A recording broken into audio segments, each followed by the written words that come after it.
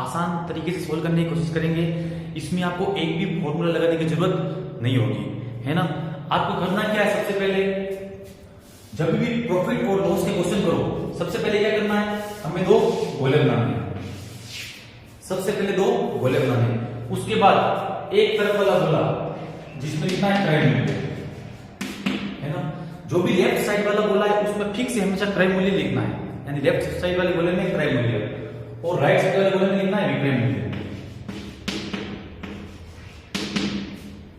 ठीक है, लेफ्ट वाले गोले में विक्रय मूल्य, राइट वाले गोले में लिखना है विक्रय मूल्य। अब उसके बाद क्या करना है, जो भी प्रॉफिट और लॉस जो परसेंट दिया होगा उसको इस बीच के ऊपर लाइन के ऊपर लिखना है। प्रॉफिट को मैं P से लिख रहा हूं, है ना, और लॉस को L से लिख रहा हूं। जब लॉस होगा, देखो प्रॉफिट और लॉस को करना इस बीच के लाइन के ऊपर लिखना है ना। अपन एक एग्जांपल के द्वारा इसको अच्छे से समझते हैं, उसके बाद अपन सारे क्वेश्चन आराम से कर पाएंगे, है ना। जैसे कि मान लो क्वेश्चन है, क्वेश्चन क्या है,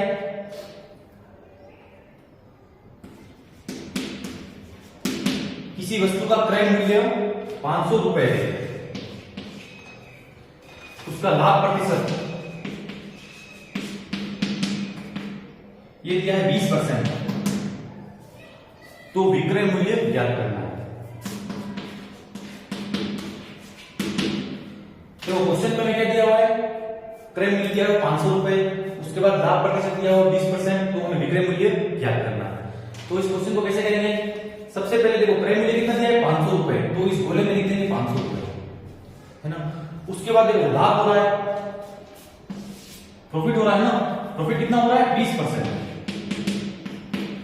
अब जब भी बात प्रॉफिट की आएगी, प्रॉफिट मतलब जब भी बात लाभ की आएगी ना, उस समय क्या करेंगे अपन 100 में इसको जोड़ देंगे। तो यहाँ पे 100 में अपन क्या करेंगे 20, इस तरफ 100 लिखना है, दूसरी तरफ लिखेंगे 20, ये हो जाएगा 120। यानी मतलब 100 में 20 जोड़ेगा तो कितना हो जाएगा 120। 100 को इस तरफ भी लिखना है और 20 जोड़ने के बाद 120 यहाँ पे लिखना है। अब हमें विक्रय मूल्य ज्ञात करना है, इसका मतलब हमें लेफ्ट से राइट की ओर बढ़ना पड़ेगा, है ना। राइट वाले गोले की वैल्यू हमें ज्ञात करनी है, तो राइट के पास में क्या कर रहा है 120, 120 को ऊपर लिखेंगे अपॉन दूसरी संख्या कौन सी है 100, 100 को नीचे लिखेंगे इनटू क्रय मूल्य कितना हमारे पास 500 रुपए, तो 500 यहां पे लिख देंगे। अब 2 जीरो से 2 जीरो काट देंगे, उसके बाद 12 को 5 से गुणा करेंगे तो 60, 60 के जोड़ करेंगे तो 600। आपने कहीं भी YouTube पे ये पढ़ा होगा, मतलब क्रय मूल्य दिया, विक्रय मूल्य ज्ञात करने के लिए ऐसा 120 से 100 कर देंगे, ये कर देंगे ना। ये क्वेश्चन चलो आप डायरेक्ट कर लोगे, कोई दिक्कत नहीं है। लेकिन कोई बड़ा क्वेश्चन आ गया, थोड़ा ट्रिकी सवाल आ गया है ना, उन सब में किसी में भी फॉर्मूला लगाने की कोई जरूरत नहीं है, उसको भी अपन इसी मेथड से सोल्व करेंगे। अगला क्वेश्चन देखते हैं।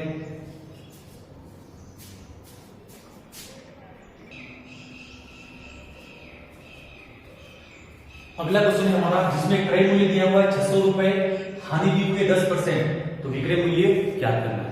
कहने का मतलब किसी वस्तु को 600 रुपए में खरीदने पर 10% हानि पर बेचा जाता है, तो विक्रय मूल्य हमें ज्ञात करना है ना। यहाँ पे देखो क्या दिया हुआ है, क्रय मूल्य दिया हुआ है, क्रय मूल्य वाला गोला लेफ्ट साइड वाला गोला हो जाएगा, उसके बाद राइट साइड वाला गोला हो जाएगा विक्रय मूल्य का। यहाँ पे क्या लिखेंगे विक्रय मूल्य,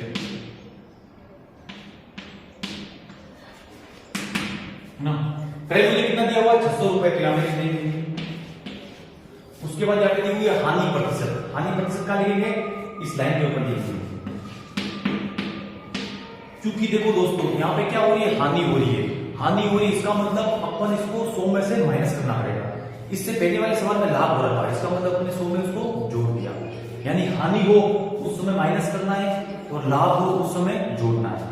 तो यहाँ पे हानि हो रही है, इसका मतलब कोई वस्तु 100 रुपए की है, इसमें से 10 को घटाना है ना, तो 100 में 10 को घटाएं कितना आएगा 90। यहाँ पे हानि हो रही है, इसका मतलब 100 में 10 को घटाएं कितना आएगा 90। और अगर यहाँ पे प्रॉफिट होता तो 100 में 10 जोड़ देते, 100 में 10 जोड़ने कितना आता है 110, है ना। इसलिए यहाँ कितना देगा, हानि हो रही है तो 90 आ जाएगा। अब हमें विक्रय मूल्य ज्ञात करना है, विक्रय मूल्य के पास में क्या पड़ रहा है 90 अपॉन इसके पास में क्या पड़ रहा है 90, है ना। उसके बाद नीचे कौन सी संख्या लिखेंगे 100, ये फिक्स है दोस्तों, नीचे मतलब इस तरफ 100 के आएगी, है ना।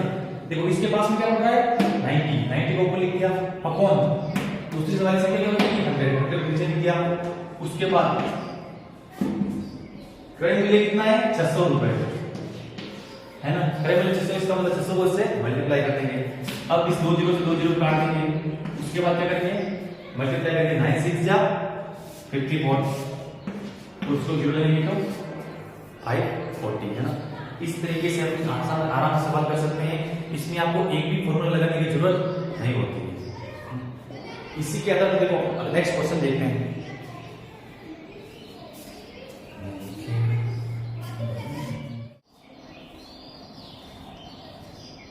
अगला क्वेश्चन है हमारा, यहाँ पे क्रय मूल्य हमें ज्ञात करना है। लाभ दे रखा है 25%, विक्रय मूल्य दे रखा है 800। यानी किसी वस्तु को एक निश्चित कीमत पे खरीदने पर उसको 25% लाभ पर बेचा जाता है। उसके बाद हमें 800 रुपए विक्रय मूल्य प्राप्त होता है।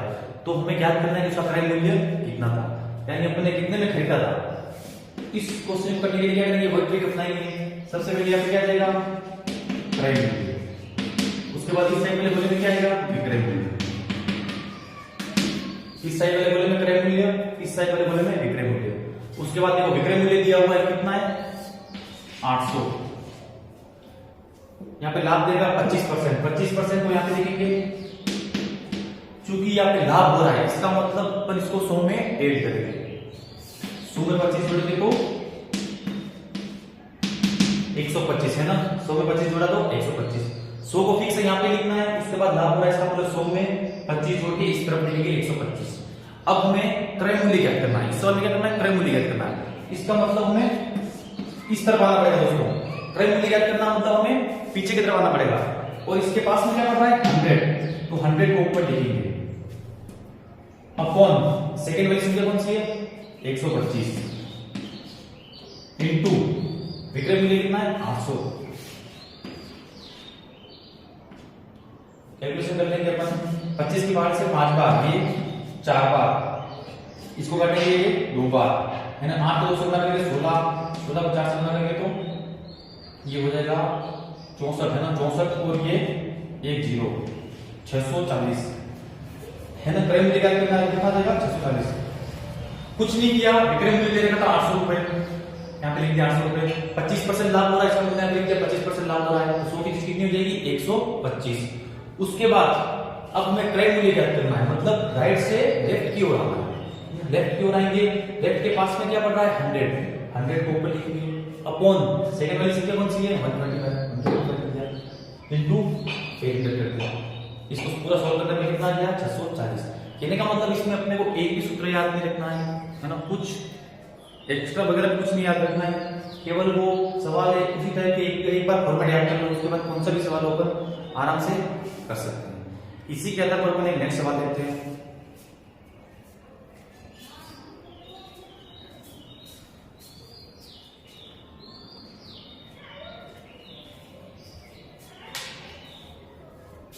अगला सवाल है हमारा क्रय मूल्य हमें ज्ञात करना है। हानि दे रखी है 25% और विक्रय मूल्य कितना दे रखा है 750 है ना।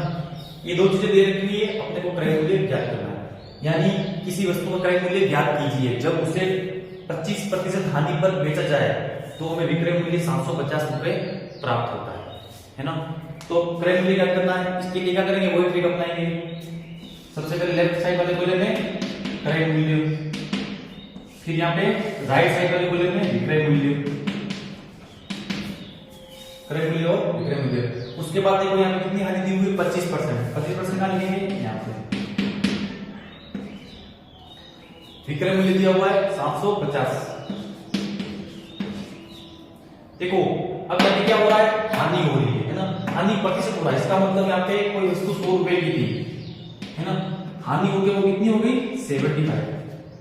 सिंपल सी बात है, हानि हो रही है इसका मतलब इसको 100 में से घटा देंगे, कितना देगा 74 है ना।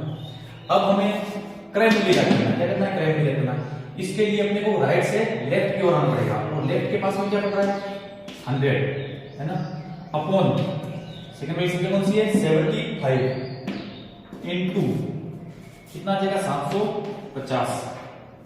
इसको काटेंगे 10 बार, 10 को 100 से गुणा करेंगे तो 1000। देखो मेन चीज आपको कॉन्सेप्ट समझने की बात है ना, कॉन्सेप्ट समझ लिया उसके बाद कैलकुलेशन तो आप भी कर सकते हो। कहने का मतलब सब चीज कॉन्सेप्ट के ऊपर है ना, इसमें आप किसी भी कंडीशन में कंफ्यूज नहीं होंगे कि हमें क्या ज्ञात करना है क्या करना है ना, सिंपल सी बात है, इसको इस तरफ जमाना है।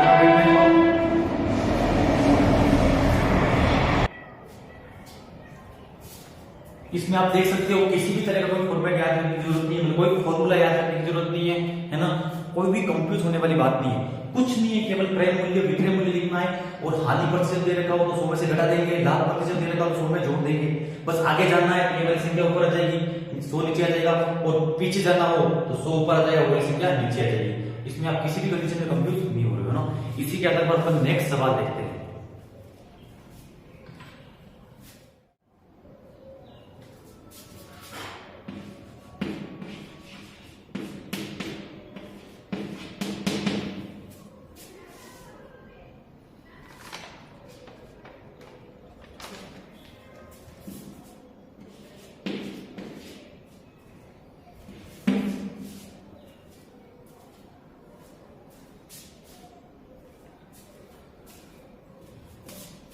अगला सवाल दोस्तों वही इजी है ना, कुछ नहीं है, क्रय मूल्य ज्ञात करना है, लाभ प्रतिशत दे रखा है और विक्रय मूल्य भी दे रखा है। क्या करेंगे, सबसे पहले दो गोले बनाएंगे, लो बना दिए गोले, उसके बाद इनको लाइन से जोड़ देंगे। ठीक है, लेफ्ट वाला गोला क्रय मूल्य का, चलो ठीक है, राइट वाला गोला विक्रय मूल्य का। ओके, विक्रय मूल्य दे रखा है 420। ओके, उसके बाद देखो लाभ प्रतिशत दे रखा है, इसका मतलब लाभ प्रतिशत दे रहा है, इसका मतलब क्या हो जाएगा, 100 में 40 जोड़ना पड़ेगा, कितना आ जाएगा 140। ठीक है, अब हमें क्रय मूल्य ज्ञात करना है, तो क्या करना पड़ेगा, राइट से लेफ्ट की ओर आना, पीछे आना पड़ेगा। क्या आ जाएगा 100 अपॉन में सेकंड वाली संख्या कौन सी है 140 इंटू 420, एक दूसरे जीरो कट जाएगा, 4 को 3 से काटेंगे तो 14 बार 3 बोलेंगे तो 42 है ना, 3 को 100 से बोलेंगे 300। देखो मेन चीज इसमें कॉन्सेप्ट समझने की बात है, मैंने जानबूझ के मतलब ये इजी दिया ताकि खर्चा है ना, मेन चीज अपने को कॉन्सेप्ट समझना है कि सवाल को कैसे करते हैं, इस सवाल को मतलब कैसे सिंपल तरीके से कर सकते हो या फिर बिना फॉर्मूले को लगाए कैसे इस सवाल को कर सकते हैं, है ना, इसमें ठीक है आराम से कर सकते हो। अब नेक्स्ट सवाल देखते हैं।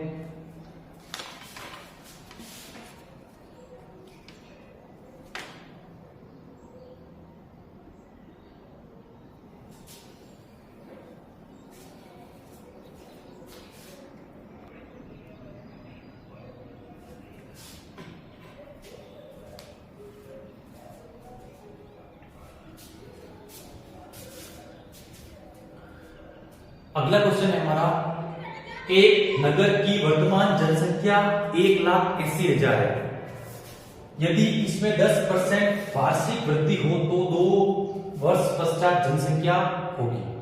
कहने का मतलब वर्तमान जनसंख्या अपने को दे रखी है और 2 वर्ष बाद की जनसंख्या अपने को पूछी है, और वृद्धि कितनी होती है 10% वार्षिक, है ना, इसको लिखेंगे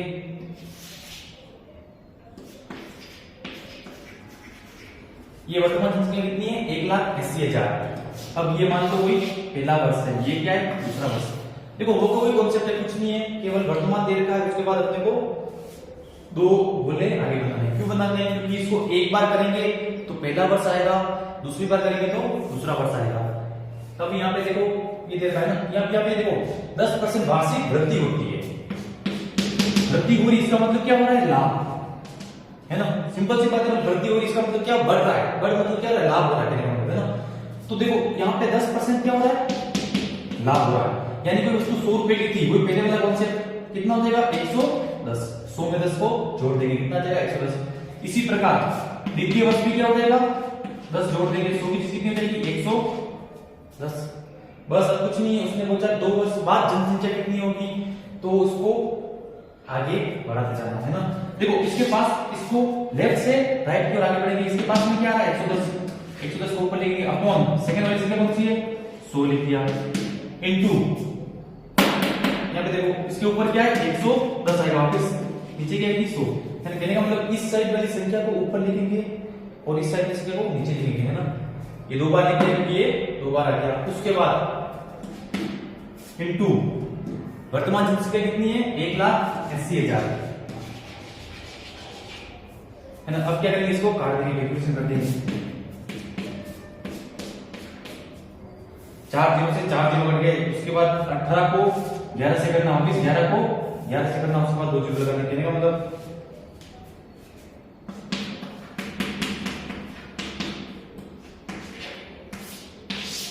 मतलब इन सबको आप जो इतना मल्टीप्लाई करोगे ना, क्या जाएगा, इसका आंसर आ जाएगा, है ना। कहने का मतलब अपने को कॉन्सेप्ट समझ में आना चाहिए। मेन चीज ये, वर्तमान जनसंख्या दे रखी थी 10% वार्षिक दर से वृद्धि होती है। इसका मतलब कितना हो गया, 100 की चीज कितनी हो गई 110। वापिस तुरंत सेकंड साल में क्या हो रहा है, वृद्धि हो रही है। उसके बाद 100 की चीज कितनी हो जाएगी 110। अब हमें लेफ्ट से राइट की ओर बढ़ना है। इसका मतलब राइट के पास क्या बढ़ रहा है 110 को ऊपर लेंगे, अपॉन क्या आएगा 100। इसी प्रकार 110 को ऊपर लेंगे, अपॉन में क्या जाएगा 100 इनटू जो जनसंख्या हुई, है ना। यानी हम इन सबको सॉल्व करेंगे तो क्या जाएगा आपके पास, 2 वर्ष पश्चात की जनसंख्या आ जाएगी।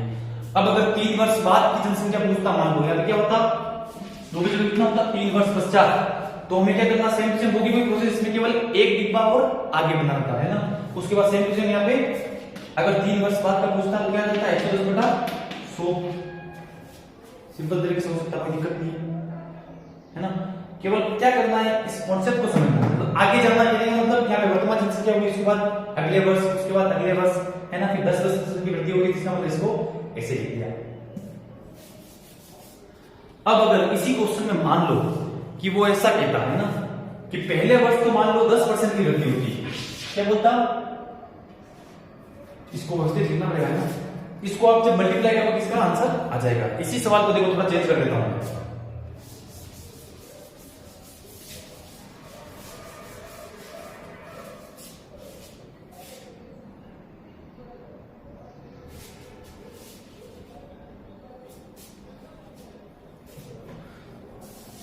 देखो इसी सवाल में मान लो कि यदि इसमें पहले वर्ष, है ना, पहले वर्ष मान लो 10% दर से वृद्धि होती है ना, और दूसरे वर्ष, है ना, दूसरे वर्ष मान लो 10% दर की वृद्धि होती है ना।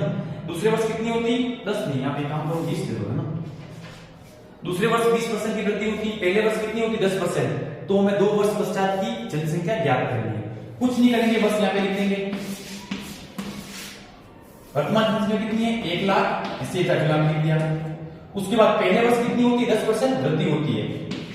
इसका मतलब कोई 100 रुपए की वस्तु वो कितनी हो जाएगी 110। सेकेंड बार में क्या होगा 20% की वृद्धि होती है, तो 20% यहाँ पे लिख दिया। उसके बाद वृद्धि हो रही है, इसका मतलब 100 की वस्तु कितनी हो जाएगी 120। अब देखो ध्यान से करना दोस्तों, क्योंकि पहले वाले सवाल में क्या था,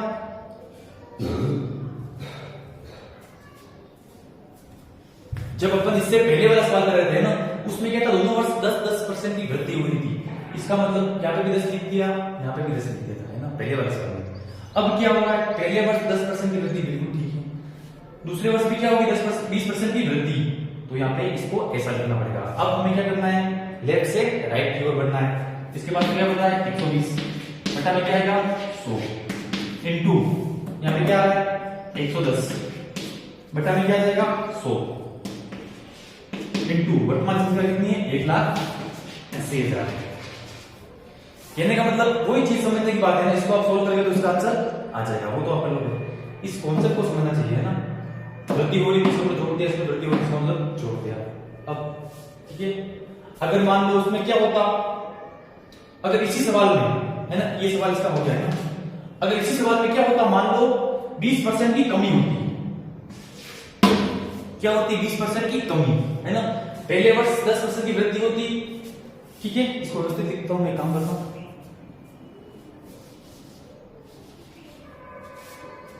देखो पहले वर्ष 10% की वृद्धि, ठीक है, दूसरे वर्ष 20% की कमी, है ना, दूसरे वर्ष कब, दूसरे वर्ष अगर कोई ऐसा सवाल होता है जिसमें पहले वर्ष 10% की वृद्धि हो रही है, दूसरे वर्ष 20% की कमी हो रही है, तब किसे करते हैं, कुछ नहीं है, 10% की वृद्धि हुई, इसका हमने 10% लिख दिया, 120 लिखने के लिए 110 की वृद्धि हुई है, ठीक है। उसके बाद सेकंड द्वितीय वर्ष में क्या हो रहा है 20% की कमी हो रही है, कमी हो रही है, क्या करते हैं अपन यहाँ पे इसको माइनस करते हैं ना, 100 की वस्तु कितनी हो जाती 80। अब इसको लेफ्ट से अपन राइट की ओर आगे बढ़ते हैं, ठीक है। तो यहाँ पे क्या आ जाता 120 की जगह पे क्या आता 80 है ना, इनटू क्या आता 77। कहने का मतलब एक बार अपने को समझने की चीज है, उसके बाद तो कोई दिक्कत नहीं है ना, ठीक है। इसी तरह मान लो वैसा कहता तीसरे वर्ष 5% की वृद्धि होती है, अपन इसको एक गोला और आगे बढ़ाते हैं तो 100 की चीज वृद्धि हो तो 100 की चीज लिखते हैं 105, और यहाँ पे आ जाता है 105 बटा 100, इसके आ जाता है ना। फिर से हम सिंपल प्रोसेस, कहने का मतलब अपन अगर एक सवाल को 10 तरीके से करने की कोशिश करें ना तो अपने को बेटर समझ में आएगा है ना, उस समय कुछ भी डाउट नहीं रहेगा। मान लो कोई भी आप 10 सवाल अलग अलग कर रहे हो, उससे इतना बेनिफिट नहीं होगा जितना एक सवाल को लेके आप 10 तरीके से सोल्व करने की कोशिश करोगे। गणित का एक ही सूत्र ले, अगर आपने कुछ भी सवाल को मतलब पूरा बेसिक से उसके बाद उसके पूरे कॉन्सेप्ट पढ़ लिया है ना, एक सवाल के पीछे आपने आधा घंटा खर्च किया, गारंटी है मेरी मतलब पूरे चैप्टर तो आपका इसमें निपट जाएगा है ना, पूरा चैप्टर आपको समझ में आ जाएगा। जैसे कि इस सवाल को अपने 4-5 तरीकों से कर लिया, इस तरह से है ना वो सोल्व हो गया।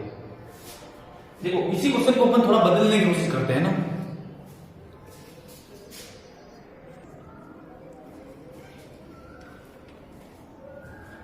देखो अब अपने पास एक सवाल है, किसी संपत्ति का प्रतिवर्ष 5% की दर से ह्रास होता है ना, यदि वर्तमान संपत्ति 4,11,540 है तो 3 वर्ष पूर्व संपत्ति होगी, है ना।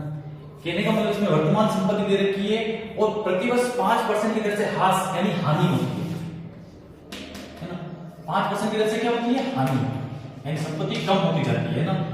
वर्तमान मूल्य दे रखा है वो 3 वर्ष पूर्व का हमें ज्ञात करना है। देखो सबसे पहली चीज, वर्तमान मूल्य हमें दे रखा है, वर्तमान मूल्य हमें दे रखा है ना, वो 3 वर्ष पूर्व का पूछा है, इसका मतलब अपने हमें को पीछे चलना पड़ेगा। जैसे कि वर्तमान मूल्य यहां पे मान लो है ना, तो 3 वर्ष पीछे चलना मतलब पहला वर्ष पीछे, उसके बाद अगला वर्ष पीछे है ना, उसके बाद तीसरा वर्ष पीछे। कहने का मतलब अगर 3 वर्ष बाद पूछता तो अपन यहां से आगे जाते हैं ना, और इसने पूछ लिया 3 वर्ष पहले यानी 3 वर्ष पीछे चलना पड़ेगा है ना। देखो इसको जमा देगा सबसे पहले, वर्तमान देगा कितना 4,11,540 है ना, तो यहाँ पे लिख देंगे 4,11,540। अब इसने बोला 5% की दर से हानि होती है, ठीक है, तीनों साल बराबर है, 5-5% है ना, कोई लिखने की जरूरत नहीं। ये 5% यहाँ पे भी है, 5% यहाँ पे भी है, 5% यहाँ पे भी है ना। 5% हानि होगी, इसका मतलब क्या हो जाएगा 100 की वस्तु कितनी हो जाएगी 100 में से 5 गए तो 95। सेम टू सेम यहाँ पे भी कितनी हो जाएगी 95, सेम टू सेम यहाँ पे कितनी हो जाएगी 100 की वस्तु 95 है ना।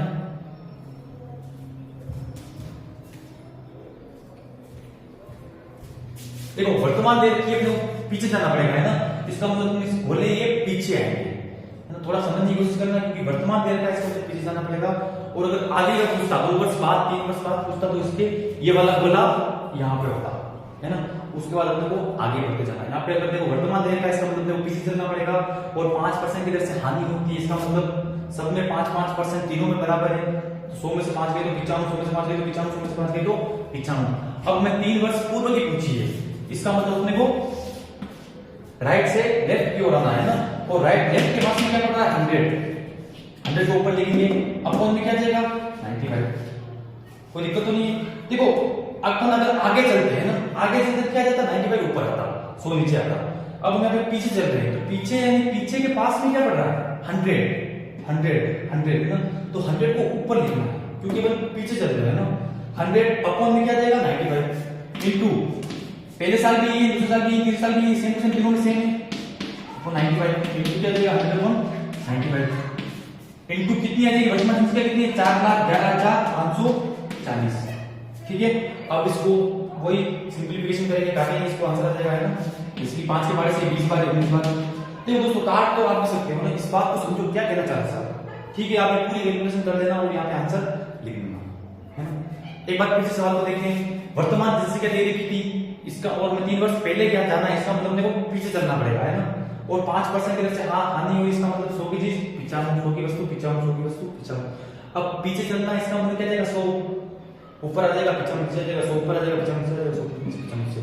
अब अगर इसी सवाल में एक जगह पहले वर्ष 5%, दूसरे वर्ष 10%, तीसरे वर्ष 20% ऐसा कुछ होता, हानि हो रही है ना, तो पहले वर्ष तो 5% हो जाता, दूसरे वर्ष 10%, यहाँ पे क्या जाती 100 की चीज क्या जाती 90, तीसरे वर्ष क्या जाती 100 की चीज 80 है ना, 20% अगर हानि होती तो कुछ नहीं हो सकता। यहाँ पे 95 आता, सेकंड वाले में यहाँ पे क्या आता 100/90, थर्ड वाले में क्या आता 100/80 है ना। इस तरीके से उसके बाद हो जाता। कहने का मतलब वो सवाल अगर किसी भी तरीके से अपने को घुमाए तो भी अपन नहीं घूमेंगे, केवल उसी तरीके से अपन आराम से सोल्व कर लेंगे।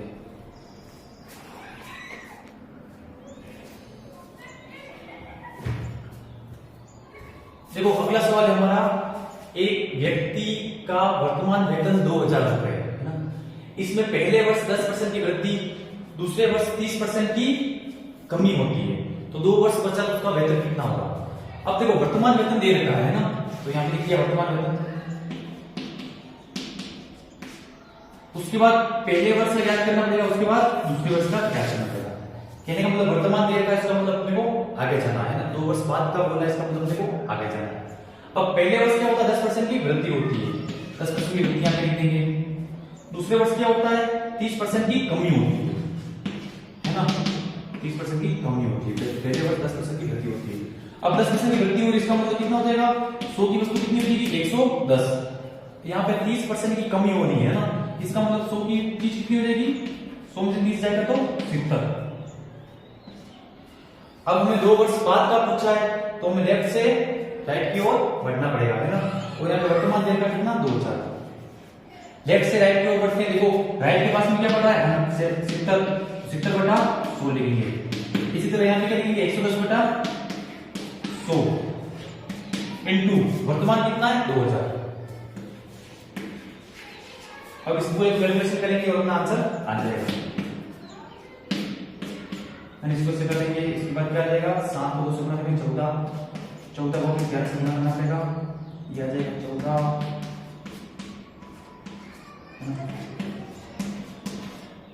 कहने का मतलब 2 वर्ष 50 तो वेतन कितना हो जाएगा 1540 है ना, वो सिंपल है। पहले वर्ष 10% की वृद्धि हो रही है, इसका मतलब 100 में 10 को ऐड कर दिया 110। दूसरे वर्ष 30% की कमी हो रही है, इसका मतलब 100 में 30 को घटा देंगे कितना जाएगा 70। अब हमें 2 वर्ष बाद का ज्ञात करना है, इसका मतलब लेफ्ट से राइट की ओर बढ़ना पड़ेगा। राइट के पास में क्या पड़ रहा है 70, 70 को ऊपर लिख दिया है ना, उसके बाद नीचे कौन क्या आ जाएगा 100, 70/100 इनटू राइट के पास में क्या पड़ रहा है 110, 110 को ऊपर लिख दिया, नीचे क्या आ जाएगा 100, 100 आ जाएगा इनटू वर्तमान मूल्य कितना है 2000। बस इसको पूरे को कैलकुलेशन कर देंगे और अपना आंसर आ जाएगा है ना। दोस्तों इसमें आपको किसी तरह का कोई फॉर्मूला याद रखने की जरूरत नहीं होगी है।